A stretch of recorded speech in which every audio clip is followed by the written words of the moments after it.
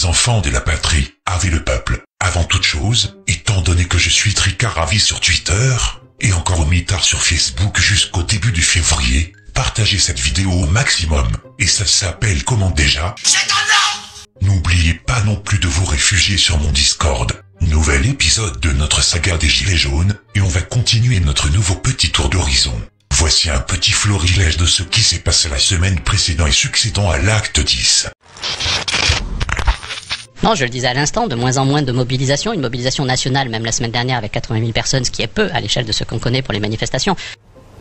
Qui c'est qui a dit ça? Moi j'ai en tête la dernière manifestation contre la réforme de la SNCF, c'était 322 000 personnes, dont 50 000 à Paris, et ça se passait sans difficulté. Vous savez, pour filer la métaphore théâtrale, la pièce s'éternise. Il n'y a plus grand monde, ni sur la scène, ni dans la salle. Pour moi, il est temps de changer de pièce. Ce qui m'intéresse, c'est l'acte 1 du débat national. Rigolo. Faites quelle profession? Je suis horticulteur. Je peux plus faire votre travail. Non, je peux plus faire mon travail, je peux plus travailler la terre parce que la moindre poussière va aller dans l'œil, regarder un petit peu. Voilà. Ah putain. Voilà, c'est ça. Beaucoup de gilets jaunes prônent la violence, soutiennent la violence, souhaitent la violence. Donc, ce que doit faire le gouvernement s'il veut éviter que samedi, ça soit un grand rassemblement hostile, c'est dégager les ronds-points d'ici là. S'il veut mater le mouvement, ça commence pas samedi. Ça commence aujourd'hui en dégageant les ronds-points qui sont les chaudrons qui préparent le soutien violent des gilets jaunes violents aux casseurs professionnels. C'est cette chaîne-là qu'il faut réussir. C'est encore plus pourri que je pensais. Est-ce que vous connaissez la puissance de ce que vous avez reçu? Oui, c'est 220 joules. C'est ça. 220 joules, c'est à peu près 320 km/h. C'est ça. Et vous savez qu'un coup de boxeur au visage, c'est 100 joules. Ouais. Alors quand on dit que c'est un coup de poing de Mike Tyson, je suis désolé, mais Mike Tyson, il met pas des coups de poing comme ça, quoi. Oh là là! Ouais, bande de malades!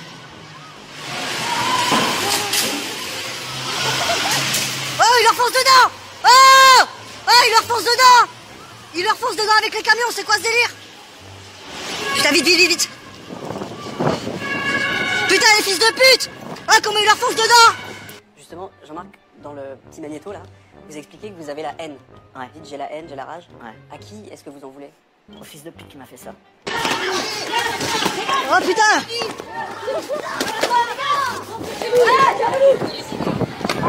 Putain, les bâtards! Oh, les bâtards! C'est une honte! C'est une honte! Ça va, Marine? Putain! Bande de PD, putain!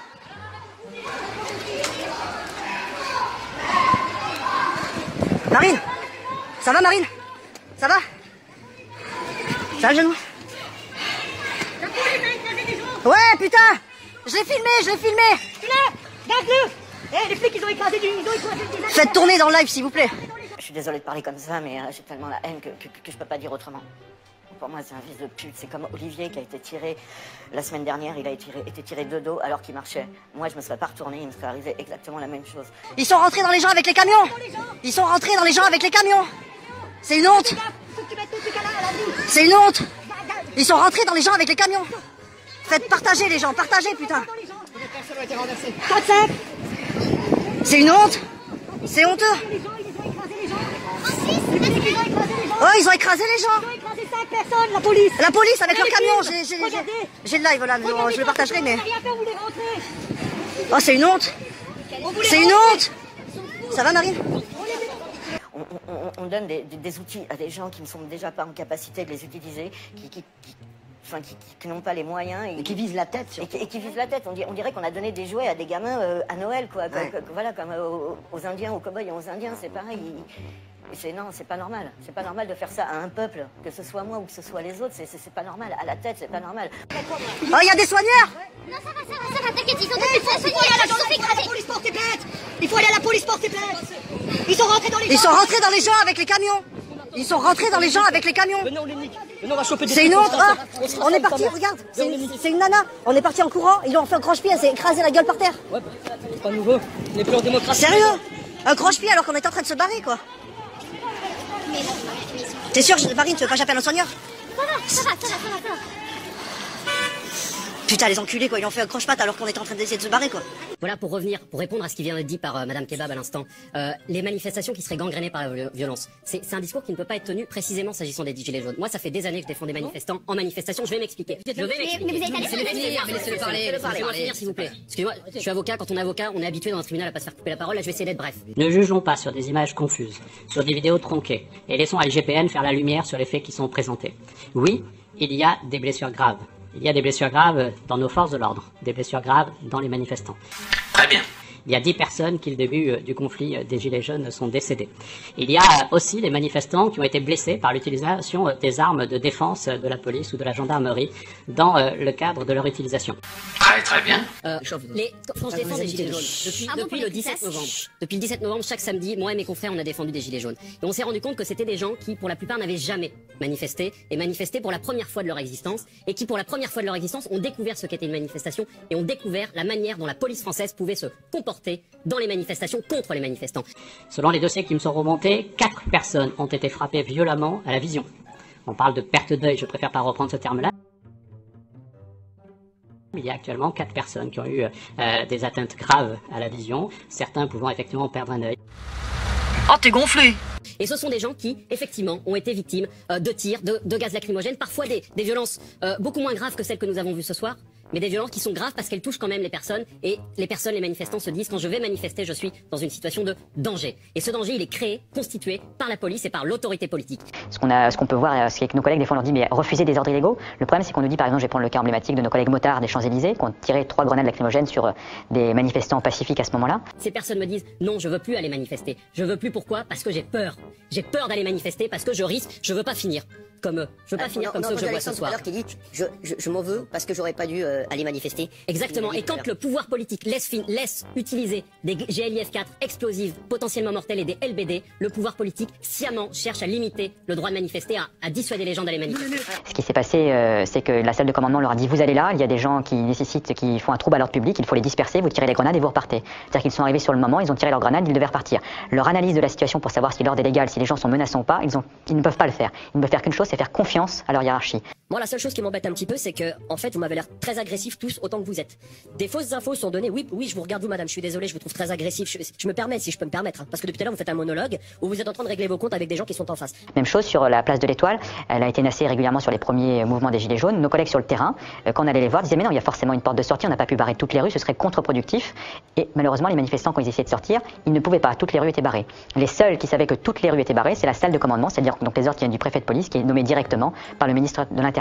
Là, quand des gens se font tirer dans le dos, mon avocat, d'accord, Maître Veul, qui se fait tirer dans le dos alors qu'il sort d'une manifestation, mon ami, mon frère de rue, mon frère gilet jaune qui est là, se fait tirer dessus avec une grenade explosive alors qu'il part à son véhicule. Moi qui me mange une grenade, ma jambe, franchement j'ai même honte de vous montrer ma jambe parce que je les vois eux. Et j'ai honte même d'être là. Et la haute direction de la police nationale, je rappelle que par exemple à Paris, monsieur Gibelin, directeur de la DOPC, donc de l'ordre public parisien, a fait des faux témoignages au serment à l'Assemblée nationale dans l'affaire Benalla, et en novembre a été récompensé en étant nommé officier de l'ordre national du mérite par le préfet de police qui l'a comparé au poilu de la Première Guerre mondiale. Mais quand je vous vois tous autant que vous êtes à distiller des fausses informations, je suis désolé, je suis venu vous voir pendant l'entracte, je vous ai expliqué que c'est très bien de parler de vos policiers qui sont venus en moto et qui ont été agressés par des gilets jaunes. Il vous manque juste le début de la scène, qui a été mis beaucoup plus tard sur internet et que malheureusement quelques médias ont passé par la suite. Vos collègues sont arrivés, ont jeté des grenades sur des manifestations et par la suite se sont fait agresser. Il vous manquait juste le début. Vous, madame à droite, je ne suis pas là pour faire un jugement. Quand vous expliquez qu'en fait, un tir de flashball dans les jambes atterrit dans la tête, je peux juste me poser une question. À quoi sert le viseur dessus? Parce que vous avez un viseur dessus, si vous n'étiez pas au courant. Donc voilà où on en est rendu au niveau de notre hiérarchie, à quel niveau elle est pieds et poings liés par le politique et qu'ils sont prêts à donner tous les ordres pour faire plaisir.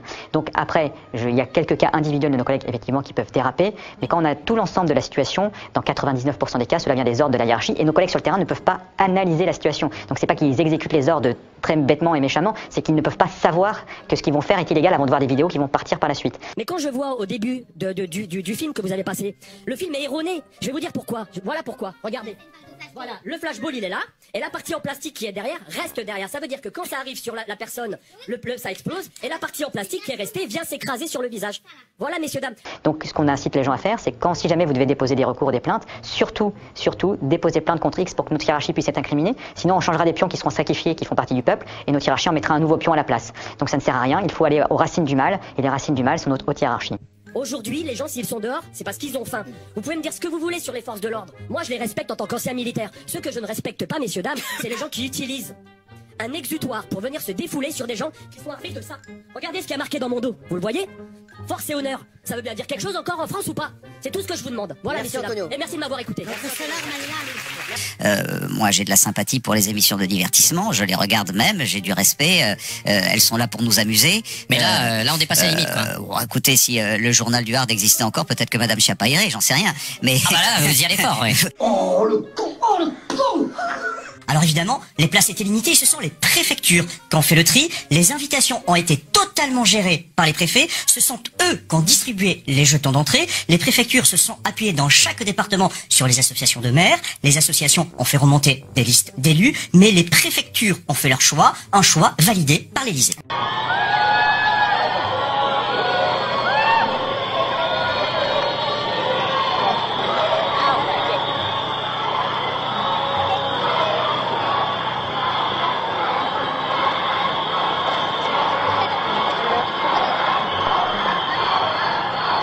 Mais des députés de la majorité uniquement ont aussi pu lancer des invitations. Oui, Frédéric, et la précision est importante. Députés de la majorité uniquement, par exemple en Haute-Garonne, Monique Libora, La République En Marche, et Jean-Luc Laglaise, Modem, majorité présidentielle, ont pu inviter des maires de leur circonscription. Elle va ressembler à une cacophonie croissante, parce que manifestement, mis à part des vœux pieux, les tendances de fond, masquées par des grands sujets, par les grands sujets qu'évoque Bernard-Henri Lévy, le réchauffement climatique, des sujets géopolitiques, ces grands sujets, les vrais, qui sont les problèmes de la survie dans un monde qui est complètement, où les gens sont complètement abandonnés à eux-mêmes, ces vrais problèmes-là, ils vont revenir en force. Alors est-ce que tous les maires qui étaient intéressés ont pu participer? Non, des maires intéressés n'ont pas été invités. Il y a d'ailleurs une polémique. Le maire Rassemblement National de Beaucaire estime avoir été écarté. Et monsieur Lévy, j'ai juste une recommandation à vous faire. Vous cherchez une stature de sauveur, de rédempteur.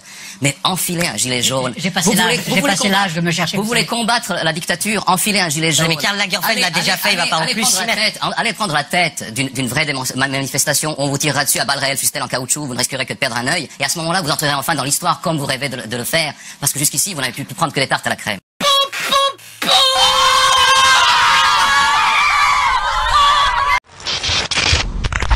Bien que la sortie d'Estrosi soit donnée truante, et qu'il a finalement baissé son froc, parce qu'il va peur de perdre ses bignoles, et si on en revient à Marlène Schiappa, pour prétexter que elle a raison, et l'écrasante majorité la conspuant, a tort sur toute la ligne au sujet de sa participation de maire de chez le juif Hanouna, voici la dernière terrifiante imbécilité proférée par qui se prend aussi pour quelqu'un dont vous n'auriez pu oser imaginer. Je vous rappelle que Galilée était tout seul face à la majorité pour dire que la Terre était ronde et qu'elle tournait. La majorité pensait qu'elle était plate et statique. Qu'est-ce que tu peux être con, ma pauvre fille? T'es bête, je te jure. Les couilles m'en font mal de te... Pour ton info, Galilée n'a pas essayé de prouver la rotondité de la Terre, puisque personne ne croyait que la Terre était plate, du moins dans le monde occidental. Plus personne n'y croyait plus, depuis au moins Christophe Colomb, et certainement depuis Magellan. Mais bon, dans sa putain de connerie sidérale, cette vache à traire ignora apparemment que Galilée fut précédé par Copernic et Giordano Bruno dans la défense du modèle héliocentrique. Galilée est un succès considérable dans toute l'Europe pour ses travaux de mécanique, etc. Je pense que quand on mettra les cons sur orbite, t'as pas fini de tourner. Eh oui, et pourtant elle tourne. De plus en plus vite au point qu'on souhaite qu'elle rentre rapidement et se consume dans les couches denses de l'atmosphère. Galilée Schiappa confirme que vendredi, elle sera en orbite et n'arrêtera pas de tourner. Critiquer Schiappa, c'est être misogyne, vous savez. Aujourd'hui, nous allons nous pencher sur le sujet, qui consiste à passer au crible quelques infos antérieures, juste pour nous rappeler que chaque mouvement réfractaire au système, il y aura toujours des taupes pour s'infiltrer afin de mieux le contrôler. Et vous savez le point commun entre ça et l'animal en lui-même? Les taupes mangent l'oseille, page 109. Bref, nous allons revenir d'abord sur ce que beaucoup savent déjà. Fin octobre, sa vidéo avait fait le buzz et donc contribué à l'essor des gilets jaunes à la mi-novembre. Bonjour à tous. Alors, Alors je viens faire une petite vidéo coup de gueule. La bataille ne fait que commencer. C'était le titre à la une du Parisien ce matin, la bataille du carburant. Vous le savez, depuis des semaines, de plus en plus d'automobilistes grognent face au prix de l'essence et du diesel. Une journée de mobilisation même prévue le 17 dans 2 semaines. Et un visage est apparu sur quasiment toutes les chaînes de télé ces derniers jours, celui de Jacqueline Moureau, une Bretonne qui a posté cette vidéo coup de gueule sur Facebook. J'ai 2 petits mots à dire à Monsieur Macron et son gouvernement. Quand est-ce que ça va se terminer, la traque aux conducteurs que vous avez mis en place depuis que vous êtes là? Parce que là, on atteint des sommets. Vous en êtes désormais le porte-parole en quelque sorte? Alors porte-parole, c'est un bien grand mot, parce qu'il y a d'autres personnes comme moi dans toute la France. Hein. Mais maintenant, j'ai un petit peu une responsabilité, parce que là, j'ai reçu par exemple des centaines de messages avant de rentrer sur votre plateau. Qui vous disaient quoi? Qui me disent, dis-leur ce qu'on vit. La hausse du prix du carburant. 1,50 €, mais tout le monde s'en fout, personne ne dit rien. Pourquoi on dit rien? Parce qu'on n'a pas les moyens d'être dans la rue, parce qu'il faut qu'on paye les impôts que vous nous avez gentiment envoyés là pour la fin de l'année. Alors il n'y a pas de mouvement politique derrière vous? Aucun mouvement politique derrière cette vague citoyenne. Vous dites qu'on n'est pas manipulé? Pas du tout. D'ailleurs, partout en France, bon, moi je suis en contact avec certaines personnes qui organisent, mais pas tout le monde. Partout en France, il a été dit, on ne veut aucune bannière politique, aucune bannière syndicale. Mais qu'est-ce que vous faites du pognon? À part changer la vaisselle de l'Élysée ou vous faire construire des piscines? On se demande. La seule chose qui pourrait aujourd'hui apaiser la colère immense qu'il y a dans ce pays, c'est qu'ils rétablissent l'ISF. Il n'y a que ça. Il n'y a que ça. Et je suis certaine qu'il y a au moins 80% des gens qui m'écoutent qui sont d'accord avec moi. Donc, je vous invite à partager cette vidéo pour leur dire qu'on en a plein les bottes de leurs conneries. Hein? Ou alors dans ce cas-là, faites votre vidéo chacun pour dire que vous en avez marre. C'est le truc en plus. Ouais, vous demandez moins de taxes et moins d'impôts et vous demandez le rétablissement d'un impôt. Bien sûr, mais il faut prendre l'argent là où il est. On ne peut pas continuer à prendre de l'argent à des gens qui ont 500 € par mois. Enfin, je sais pas si vous vous rendez compte comment on fait pour vivre avec 500 € par mois. Nous, on peut leur donner des leçons d'économie. Et pourtant, beaucoup n'avaient pas du tout remarqué la situation tout de suite, mais votre serviteur s'était quand même dès le début interrogé sur la soudaine supermédiatisation de cette femme qui sortait de nulle part, alors que sa position lui aurait valu un bon lynchage médiatique ou aucun petit tour de plateau, et basta. Aucun souci à la faire valoir dans les merdias poubelles et faire naître ce mouvement contestataire des gilets jaunes. En résumé, il y avait un lézard quelque part, et en effet, quand on découvrait au fur et à mesure qui elle était réellement, on ne pouvait que se méfier. Militante sarkozyste avant l'heure, en couple avec un militant non identifié et chouchouté par les médias, en 2013, Jacqueline avait accordé une longue interview en tandem avec une collègue sur son effarante spécialité pratiquée au quotidien, de prétendus métapsychistes, payés 280 € le stage, l'ectoplasmie. Je te l'avais pas dit, je le savais bien qu'il y avait une couille quelque part. D'ailleurs, il suffit de remater ce petit florilège dont l'abominable Tabibian s'était gratifié. Déconcertant encore, lorsqu'elle fut récupérée chez le youtubeur Sabersolo pour un direct. Et là, d'une certaine manière, on voyait bien d'où venait Jacqueline pendant la campagne électorale, avant son coup de gueule. Quand, après l'élection du candidat Macron, il est venu à Rennes, et je travaillais ce jour-là, à Rennes. Dommage, sinon tu t'aurais été le voir. Non, j'étais sur place. Je travaillais là où il est venu. Ah, ok, d'accord. Donc, ce jour-là, j'ai été en contact avec les journalistes, n'est-ce pas? Mon boulot, ça a été de contingenter les journalistes pour les empêcher de sortir de la pièce où ils étaient. Alors, ils ont empêché qui de sortir? Les journalistes? Les journalistes. Voilà, pour pas qu'ils aillent au contact des gens. Voilà, dans les journalistes, ils étaient tous outrés, mais on n'en a pas vu un seul papier dans les journaux. Par contre, une fois que le candidat, c'était pas le candidat, il était élu. Une fois qu'il est parti, je peux vous dire, c'est inimaginable le buffet qui a été foutu en l'air. Alors, tous les plus gros se sont gavés la panse, hein, pendant que vous avez des agents de sécurité qui regardent et qui peuvent même pas bouffer, hein, et qui viennent travailler pour 40 € toute la journée, qui font je sais pas combien d'heures debout, mais ça ils s'en foutent, ils les regardent même pas. Et à côté de ça, tout le reste du buffet était foutu en l'air. Mais on a tellement d'argent en France qu'on peut se permettre de foutre de la bouffe en l'air. C'est ça, la crevardise. Marie. Oui, Jacqueline, est-ce que vous pouvez répéter de quel candidat il s'agissait? Qui s'agissait-il? Il s'agissait de Monsieur Macron. Merci. Voilà. Okay. Reprécisons les choses. Voilà.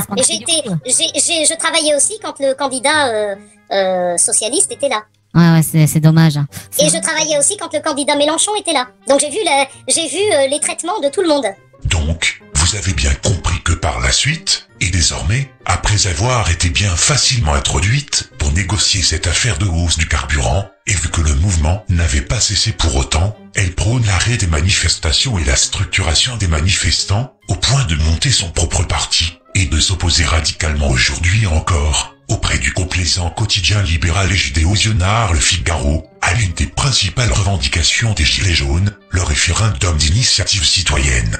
Jacqueline, je viens de voir ton intervention sur RTL et j'ai le regret effectivement de confirmer que tu as retourné ta veste. Voilà, tu es devenue une anti-gilet jaune. Même si tu tiens le discours de la lutte doit se transformer en négociation avec le gouvernement. C'est simple en fait. Jacqueline Moreau, elle représente personne au même titre que je ne représente personne. C'est-à-dire que le mouvement des Gilets jaunes, c'est tous les Gilets jaunes sont leur propre porte-parole. Une personne qui arrive et qui commence à vouloir réfléchir pour les autres, elle s'engage dans un chemin où elle va être toute seule. Ou du moins, elle sera pas suivie par beaucoup de monde. Nous avons cette intervention extraordinaire du passage à l'acte à Strasbourg. Évidemment, tu es en train de te répandre sur les réseaux sociaux, pas sur les réseaux sociaux, sur les médias mainstream pour dire que c'est un scandale de crier au complot. Je trouve que tu dis qu'il n'y a pas besoin de leader, mais si, il y a besoin de leader si tu veux. Mais le problème, c'est qu'il faut qu'ils restent droits dans leurs bottes. C'est tout. Et droits avec leurs convictions. Voilà. Alors après, pour l'exemple de la personne dont on parle, la fille, effectivement, pour le peuple, enfin nous, ce qu'on envoie par rapport au message, effectivement, c'est une vendue. Bon, voilà, c'est ce qui ressort des messages, même si nous, on a notre avis objectif, un autre avis par rapport à ça, bien évidemment. Merci, tu as fait un travail de communication, tu as été au contact. Maintenant, tu fais partie de tous les Gilets jaunes. Tu n'es pas plus haut ou plus bas que d'autres citoyens. Donc merci maintenant. S'il te plaît, ne t'exprime plus au nom des Gilets jaunes. Écoute, j'ai envie de te dire, moi, ce que je vois, c'est énormément ça qui ressort, que c'est une vendue, que c'est une personne qui écoute pas ce que les autres lui disent. Après, voilà, moi, je l'ai vu une fois sur LCI, on a parlé 5 minutes, ça m'a suffi personnellement. Je peux te dire, moi, ce que je vois, je partage pas l'idée des Européennes. J'ai toujours dit depuis le départ que je serais pas politisé et ça m'intéresse pas du tout. S'il te plaît, Jacqueline, arrête tes conneries maintenant, rentre chez toi, même si tu as fait un travail, même si tu penses, crée ton parti politique. Crée ton association, voilà, continue avec ton association, fais ce que tu veux, profite de cette notoriété soudaine, y a pas de souci, moi je te blâme pas là-dessus, mais maintenant, motus et bouche cousue pour toi. Comment elle a pu se placer, si tu veux, quelle est ton idée, toi? Comment elle a pu se placer, ranger aussi rapidement? Parce que c'est vrai que moi, c'est juste une petite question de citoyen, tu vois, que je me suis posée en regardant la télé, d'ailleurs. Et je me dis, mais...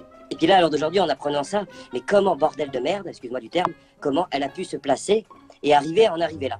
J'aurais dû utiliser un autre terme, mais par respect, malgré que tu mérites pas le respect, hein, pour ce que t'as dit dans les médias, en disant que les Gilets jaunes étaient des casseurs. Ça se fait pas, hein. Ça se fait pas. Là, t'as craché sur les gens qui n'arrivent pas, qui survivent. Voilà, d'accord? Mais à présent, nous allons faire un petit tour d'horizon sur les taupes identifiées parmi le mouvement des Gilets jaunes depuis le 17 novembre 2018. Un petit échantillon en guise d'avant-goût, mais on ne va pas tous les citer. Sincèrement, je ne sais pas ce que vous en pensez, mais est-ce bien la même personne, ou serait-ce quelqu'un qui lui ressemble beaucoup? À vous de voir. Mais pour la taupe suivante, il n'y aura pas le moindre doute. Les médias ont mis en avant des porte-paroles Gilets jaunes, dont certains étaient en réalité des types bossant à la République en marche, tels que cet individu répondant au nom de Clément Jomy. Quant à Benjamin Cauchy, justement aux côtés de notre Jacqueline prenant un peu la grosse tête, lui aussi prônait l'arrêt des manifestations suite à la suspension de la hausse du carburant et autres arnaques proposées par le petit Macron. Logiquement éjecté du mouvement Gilets jaunes de Toulouse, on voit très bien les accointances de ces centres d'intérêt dans son profil personnel, en particulier le juif Attali et mentor de Macron. Ne rigolez pas, même si on sait déjà que c'est drôle. On continue avec le dénommé Jason Herbert, un soi-disant gilet jaune ayant avoué avoir subi des pressions envers certains autres supposés être radicalisés concernant la fameuse réunion à l'Élysée, alors qu'en réalité, ce jeune homme n'était autre qu'un membre du Conseil national de la CFDT journaliste. Comme vous l'aurez compris, et comme certains, ils resteront point. Autre taupe déniché mais assez cocasse, nous allons nous remémorer cet épisode-ci. Donc voilà, après je sais que c'est compliqué, j'aurais dû être là avant, mais en fait pour vous dire ce qui s'est passé ce soir, on m'a contacté en me disant il y a quelqu'un qui veut te voir.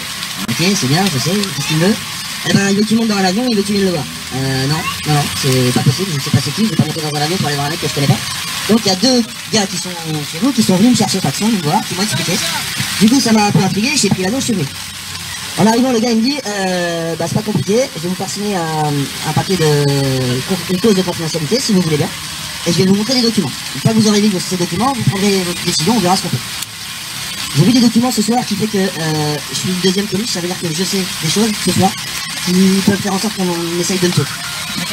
Je le sais, non mais, je le sais, parce que sur 30 feuilles que j'ai mis ce soir, si vous envoyez une seule, ça déclencherait une guerre mondiale en même pas une mois. D'accord? Mais je suis vraiment sérieux, je suis vraiment sérieux. Donc j'ai vu pour une équipe de sécurité que je vais mettre en place, que j'ai pas envie de crever. Et ce que je sais, c'est que une fois que vous serez structuré, cette personne-là, elle affichera son nom publiquement. Et quand son nom va être annoncé, le président, il va faire un AVC.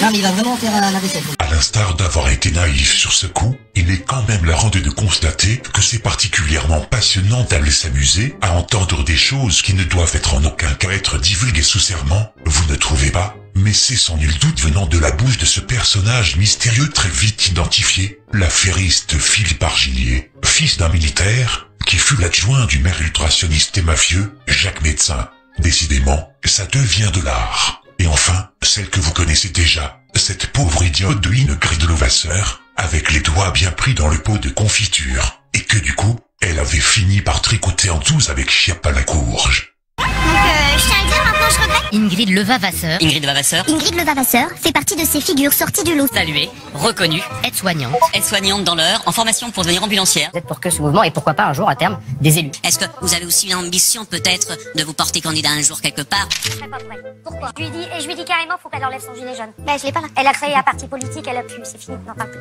Pourquoi vous dites ça? Parce que elle a créé un parti politique, elle le sait de toute façon, c'est comme ça. C'était pas le moment de créer un parti politique. C'était pas maintenant. Alors on a Ingrid qui balance, je veux pas travailler avec Eric et Fly qui appellent à la violence et qui sont complotistes. Donc déjà, Ingrid, j'ai jamais fait d'appel à la violence. Donc tu diffuses de fausses informations, ce qui te donne un point pour devenir quelqu'un qui peut participer à des élections. Et en plus de ça, le complotisme qu'on me met sur la tête, si tu te renseignais un petit peu, tu comprendrais que c'est pas vraiment du complotisme en fait, c'est juste que je me pose des questions sur certaines choses. Ça te donne un deuxième point, parce que tu diffuses une deuxième fausse information, pour devenir quelqu'un qui peut être éligible. Je ne veux pas représenter les gilets jaunes. Je suis honorée d'être là et de pouvoir parler au nom de tous mes collègues gilets jaunes. Ingrid Levavasseur. Pour ma part non plus, nous on veut juste être entendus et je pense que c'est pas du tout ce qui est prévu à l'avenir. Est-ce qu'on va faire un parti des Gilets jaunes aux prochaines élections, ou je sais pas lesquelles, mais... Écoutez, pourquoi pas? C'était de faire le buzz, bah vous avez gagné, vous avez fait le buzz, vous avez rencontré Madame la Ministre. Mais vous aussi bientôt dans le Pas-de-Calais. Ah oui, mais moi, alors attendez, mais moi ce que je vais faire, c'est que je vais pas le cacher à tous les gilets jaunes du secteur, comme ça s'est fait avec vous.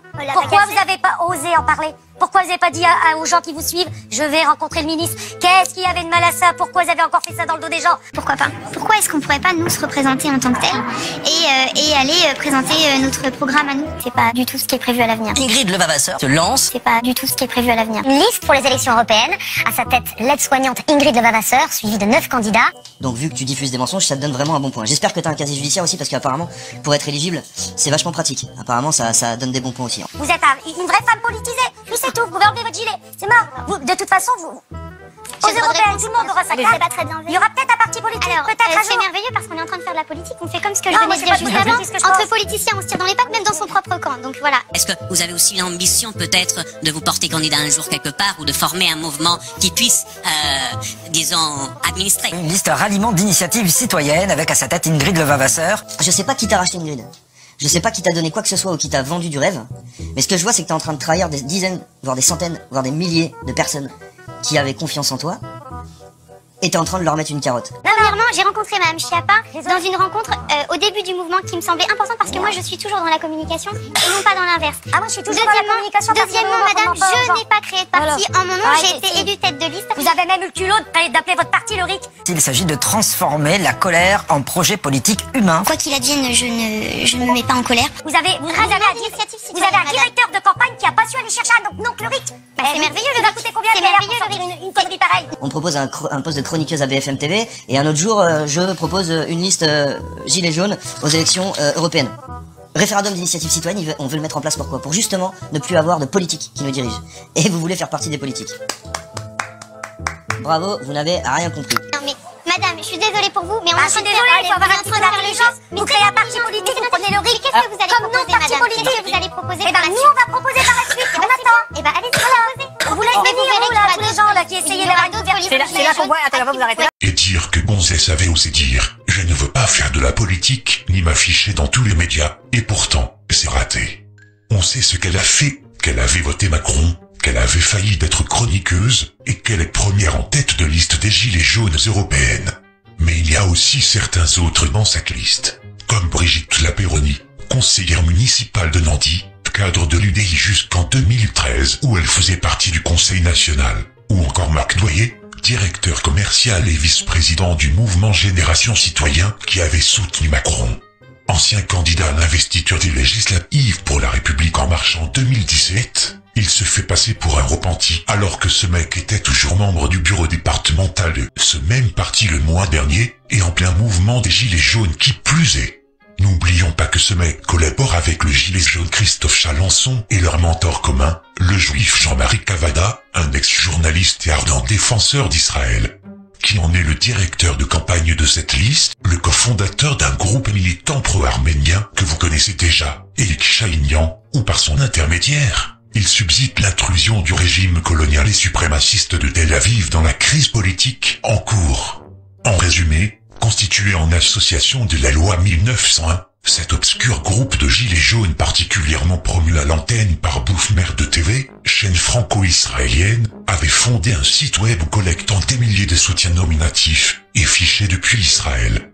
C'est pas mignon ça? Ah bah c'est propre. Et pour finir, ce même groupe réuni autour de Chahinian aura bénéficié de l'assistance matérielle de Bernard Tapie, pote de longue date du juif Philippe Ababou Solomon, patron d'une inénarrable Benalla et affairiste étroitement lié au gouvernement israélien.